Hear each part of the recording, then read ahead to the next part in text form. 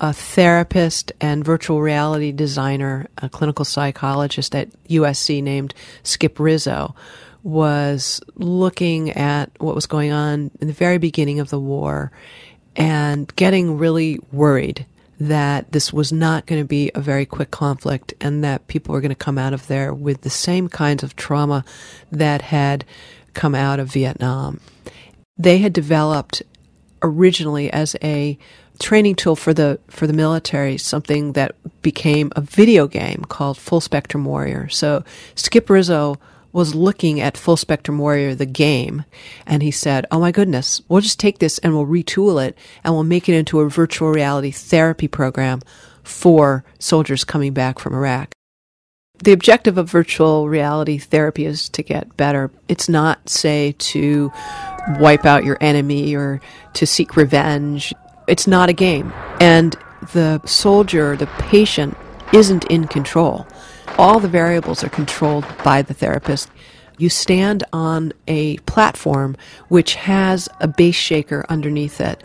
And when the therapist sets off an explosion, you're standing there and it comes right up through your body from your feet and your whole body shakes. And then you've got a set of goggles over your eyes. Everything else is blocked out.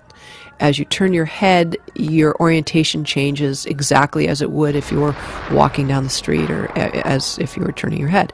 And then you have a pair of earphones on as well. So you're hearing it, you're feeling it, you're seeing it. The other thing that the therapist can do is introduce smells. So one of the common smells was diesel fuel, and the therapist can put all of that in the room with you. Before they ever get to the machinery, the therapist asks the soldier to tell his or her story over and over and over again in order to get the details. And because of that, the therapist is able to program in that story. Driving along on a highway in a Humvee. Let's say you're the driver, you're driving along the road, someone is standing on an overpass and shoots at you, your windshield gets completely cracked and full of bullet holes, the guy next to you gets shot, he slumps over, there's a kid running across the street, you don't know whether he's about to throw a bomb at you, there's trash blowing along the side, you're not sure what that is, then all of a sudden a car blows up on the other side of the road. It's very intense, and on some level it's realistic, on another level it's cartoonish, but the feeling is real.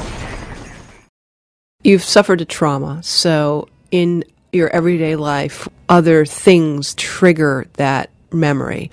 It might be someone putting their hand in their pocket, because someone putting their hand in their pocket could be going to get a gun, or it could be large crowds that would trigger a memory because you're worried that someone's going to come out from that large crowd and do something pretty awful. And so it makes it really hard to live your life because you're always edgy and jumpy. Some people have insomnia. They're extremely depressed. A lot of people medicate themselves by drinking, by taking drugs, and basically checking out. Immersion therapy or prolonged exposure therapy was developed based on the work of Pavlov and his dogs to try to get people to disassociate their trauma with their current everyday life. At some point we say, yeah, okay, that happened to me. All right, I'm a little bored with it now. It doesn't mean that you've forgotten that this awful thing has happened to you, but it means that you can live with it. Some people have come at it and said, well, wait a minute, you're asking someone to relive their trauma not just once or twice, but over and over and over again. That's horrible. How could you do that to them? And the therapists who do it say, look, it's a little bit like pulling the bandage off really fast. It hurts, and then it's over.